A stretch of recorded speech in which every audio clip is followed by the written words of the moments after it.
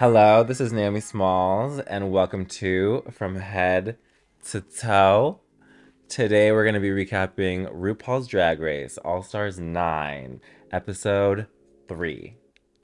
And we're country for no reason at all. Okay, so first up we have the one, the only RuPaul. RuPaul here, I love this dress. I love this entire look head to toe. I love when Ru does.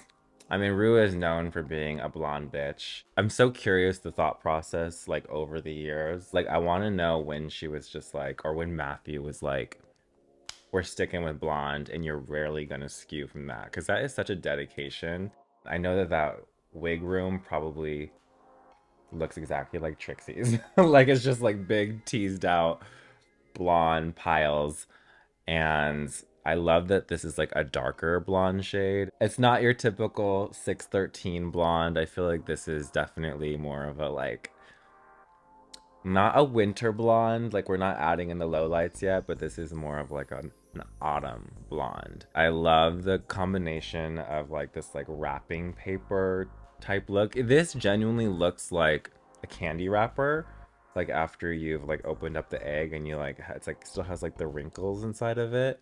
I love this color combination of the orange and the blue, this accessory bow shoulder accoutrement uh, really tends to the fact that she's like kind of bare everywhere else. I believe it was in like Workin' It, RuPaul's book that I read when I was 18 years old, where she really goes over like it's okay to be bare and like your arms and your neckline. I feel like neckline specifically for Ru.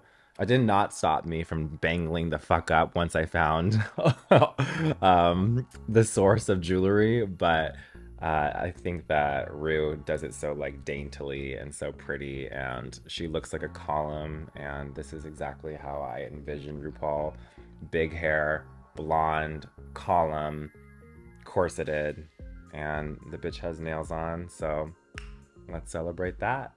And our guest judge today is Anita. Anita looks, maybe she looks like she's going to like some sort of spy movie, but I do love this hooded look. I'm not sure if it's like a Saint Laurent moment or if it's maybe an Alaya because of the hardware at the shoulder. The crushed velvet is a little jarring to me. I'm just like, I'm so not a crushed velvet girl. If I'm gonna do velvet, it's gonna be velvet velvet. I just hate the like undetermined waves and like how it catches light. I do love this length though, and she looks like she's in a strappy toe, Luby Queen adjacent kind of moment. The styling is cute. She looks great. It's time for the runway. The category is a tail and two titties. Cheers. Okay, up first we have Angeria Paris Van Michaels. She is giving us dragon, tits, and dragon. To me, the fiercest dragon I can think of is definitely the purple bitch from Shrek. I feel like she is just like the one. And this is kind of giving me like if she took a dose of whatever potion that turned Fiona into a human or whatever the hell kind of spell happened there. But it's also giving me koi fish. And maybe it's just because it's orange and red. But it definitely gives me koi. The tail is a little sausagey. I think that it maybe could have like come into like a point with like one of those like little like arrow ends, you know? I'm not really a fan of like these wigs that are like so sculpted in the front and then inches in the back, but this is the occasion that it calls for, and it's because it is a costume. We are not giving realness of, I mean, we are giving dragon realness, but we are not giving Womana realness, even though we are also giving Womana realness with these jugs. I do love a huge tit that is, it's not like out like this, it's like this. It's just that little bit of realness. Gravity is alive and well. It's not going anywhere. So let's play to it instead of like blocking our face. I wish this hair did have some orange in it. Not so much like orange. I don't want them to take like a weft separately and then spray an orange around the horn. I feel like the wig just needed to have some orange already in the dimension and then style it. I do really enjoy this look on Angeria. Up next, Roxy Andrews. Roxy as Roger Rabbit. As also Jessica Rabbit. I think it's supposed to be like Roger Rabbit dressing up as Jessica Rabbit. And I will say, as long as I've known Roxy, she has been obsessed with Jessica Rabbit. Jessica Rabbit and Erica Andrews is like the perfect embodiment of who Roxy Andrews is. And she has done this look before and she's gone full out. And this look, she definitely did that. The crease is touching her hairline. Her hairline is glued back so her wig can sit even further for that more cartoonish look. I never see, I mean, I know I have seen Roxy in a breastplate, but it's just not very common. I feel like Roxy is definitely like a baby, this is my body kind of girl. So it's just so interesting to see her with like different appendages and different makeup. This white hair is giving you Roger Rabbit. This totally makes sense. Once she told me she was gonna do this for this category, I was like, well, obviously. All right, up next, Chanel. Chanel, the Scorpion Queen, or the girl who got half eaten by a scorpion or is possessed halfway by a scorpion. This look is a little disconnected for me. I'm trying to get into the fantasy of why one side is left bare and the other side she is full on scorpion. I don't know if she's supposed to be like a half type of person or like a centaur slash scorpion moment, but I'm trying to use my imagination, and this is a very fantasy runway category. I love the hair that has like the claw of the scorpion in it. I think that is probably my favorite detail about this, and I love that her boot almost looks like a Latin cowboy type of boot, like where they like come up so insanely and it's like such a flex to have like the pointiest curved out boot. I love that detail on her right shoe. The office pump on the other one, I really think that this could have been like a full look. I don't know the whole half body point. I don't know if it would have gone to alien for it to be a full look, but it still looks just a little disconnected, and I don't love the like gold hip drape moment. I just think that was her trying to still be a drag queen when this is definitely more of a like what I said, like a fantasy villain moment, which she should know how to do very well because she is a Disney fucking who's the girl who hates Aurora and Sleeping Beauty? Yeah, she's very Maleficent. She is a Maleficent queen. It's such a shame on the runway when you have to like, so okay, so imagine if I was doing this entire review holding my cowboy hat because it doesn't really fit, but I'm gonna like still do it, but I'm gonna stay like this the entire time. When you're on that runway, you just want to be able to like let go of your props, let go of your wig, let go of your inhibitions, and just like serve cunt. If you're like this the entire time, you're just a little stifled, you're a little limited, and you should just be able to do shoulders back, hips forward, look Michelle Visage and Rue dead in the eyes and make them eat it.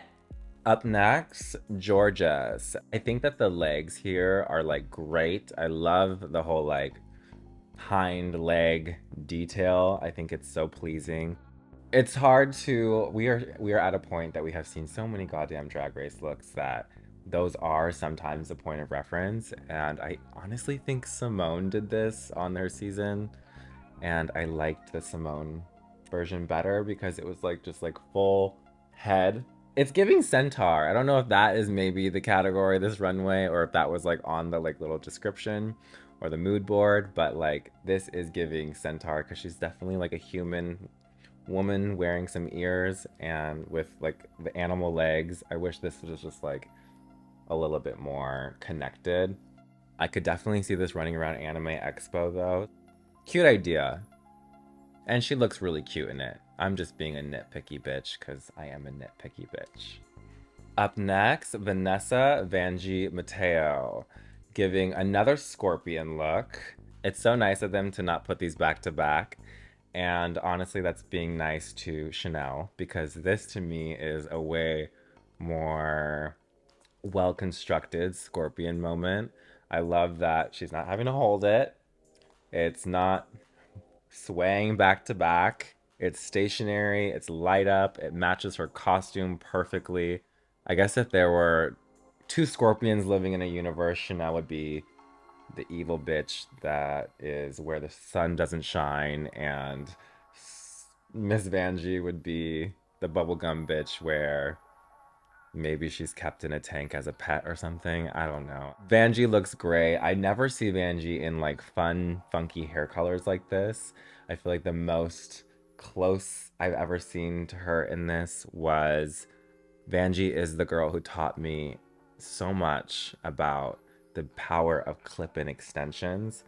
And in Vegas, she used to switch up her wigs by just adding in like colorful extensions. And I don't know why me as like a wig obsessive person never thought of that. So thank you, Vanjie, so much for teaching me. You don't have to like color the tracks of your wigs. You can just be real fish and clip up your hair, clip in a clip in, take it down, and ooh, you got a peekaboo. It's not that serious. You can literally just switch it up. I put some blue in my hair for the Teen Vogue party. Up next, it's a bird. It's a plane. No, it's Nina West falling from the universe. She is giving a solar crash comet moment. When I look at this look, I just can't help but think, who the fuck came up with this concept? I don't think of Nina West as a stoner. I don't think of Nina West as going to Joshua Tree and dropping acid to come up with an idea. But this look, honestly, it makes me think otherwise. She has not only just the sun and the moon and the comet, but she has like the 9 other planets coming out of one tit. All this detail and all this intricate like school science project living on her. To put it on like a waxed coating crushed velvet moment is I don't love that detail. But I mean, back to Anita. I'm just not a crushed velvet girl. I'm just not a crushed velvet girl. I never have been. There's a time and a place for it, but it is not going to be in the Naomi Smalls closet. Let's just get that straight, okay? I think that Nina's face kini was a little off. I feel like she definitely tried something different with her makeup, and we have to applaud that. I don't really get tits and tail either. When she turns around and you see a black hole, not on her ass, but like where her thigh gap is. But from the back, I'm full of a lot of questions for this look, and I think maybe you at home are too. She's reaching, Your Honor. She's reaching up into the universe and hoping this works, but from one black hole to another, this isn't it. Up next, Plastique Tiara as Katsune. She is giving 9 tails. When I was a kid, I grew up with like the 150 core Pokemon. I think Pokemon came out in like 1999, so I was like, what? 6 years old. And I remember just, you know, collecting all the cards and being so obsessed with the Nintendo 64 Pokemon. What is it? Pokemon Stadium? Even Pokemon Snap. All the 150 original Pokemon things you can think that are related to that time. My brothers and I were just obsessed. My favorite Pokemon ever was Vaporeon, a water type evolution from Eevee. And my second favorite was Ninetales, who was an evolution of Vulpix. I thought that the fox characters were so cute, and then they evolved into something so fierce and cunt. And it wasn't until I, you know, reached adolescence and older and Tumblr, I learned that there's nothing unique about me liking the fox type Pokemons because every goddamn gay and their mom loves Eevee. And first, I think Eevee is like the gay mascot, and I think that Ninetales is almost like the doll mascot. So of course it makes sense that Plastique will pull reference from Ninetales, and she did it in like a boudoir sexy moment. I haven't seen Plastique paint like this ever in real life, and now we've been friends for like close friends for like 5 years. So this is her really going out of her box, and I know that this is a little like leaning towards Plastique when she first started doing drag, but it's been so long since then, so it's kind of like a jarring thing to see, but of course it's so well done. I don't know how she trusted herself to do this. I would be like, I'm gonna go with my old faithful cut crease and let the costume do the work, you know? Uh, Plastique looks gorgeous. I love this hair. I love her pink feet, hoofs, claws, paws, whatever we're calling them. I think she's giving like sexy Inuyasha. I mean, it's giving anime the house down boots, and I feel like this is just a category that, of course, you're gonna play with something animated. So I love this look on Plastique. I love this color story on Plastique. I think it makes a lot of sense. She is the girl I know that loves wearing light tones the most, and for somehow, some way, there's never a stain of foundation on, and we love a pristine doll. That's another P to add to the list of Plastique. Up next, Gottmik. Gottmik is serving no tits, but yes tits in the bag as an accessory, and ponytail. So tits in the bag, tail on the head, and let's get into this look. I love the black ponytail. I feel like putting a wig in a ponytail is just like, that is a whole novel. It's not even a chapter in a book. It's literally a whole novel. The right way to wear a wig in a ponytail. I do love black hair on Mick, especially flesh tone face. We are getting a political nipple, and there's a storyline attached to it. And I love the arms. I'm not sure if this is a Gabe. I know that Gabe works with the dolls. I love this teeny tiny skirt that is still corseted. This makes sense that they just got off the operating table, and maybe it's like one of those like TLC specials where you wake up during the surgery. That is legit my nightmare. I couldn't even imagine being conscious for that and having the people like the arms poking at you, but you're like conscious and like you're just like in sleep paralysis where you can't even like say anything. What a nightmare. But this look is not a nightmare. This look is actually a dream. It does look really good on the runway. Gottmik, you look fantastic. Fan titty-tastic. Fan non-titty-tastic. Fan no-tit-tastic. Fan... I'm a fan of this no-tit look. How about that? All right, and that was the runway. Okay, so it's hard this runway because I'm gonna like pick and choose from each look. But there's only two, so we're not gonna narrow it down too much. I really love the construction and the tail and the payoff of Vanjie's. I feel like that was just like so well done. The fact that it lights up like none of these bitches could ever in comparison to that tail. But the actual look and concept, I feel like Roxy Andrews, I mean, I have to applaud a bitch that's putting glue on their hairline to achieve a look that is literally me every single day of my goddamn life. Except for today. Bangs. Thank God. I couldn't do it today. I just literally couldn't do it today. But Roxy Andrews could. So, Roxy, you are my best of. I know Jessica Rabbit is the moment. I know this is a look that is near and dear and close to your heart, and you are near and dear and close to my black hole. So I love it. And that was The Runway from All Stars 9, episode 3.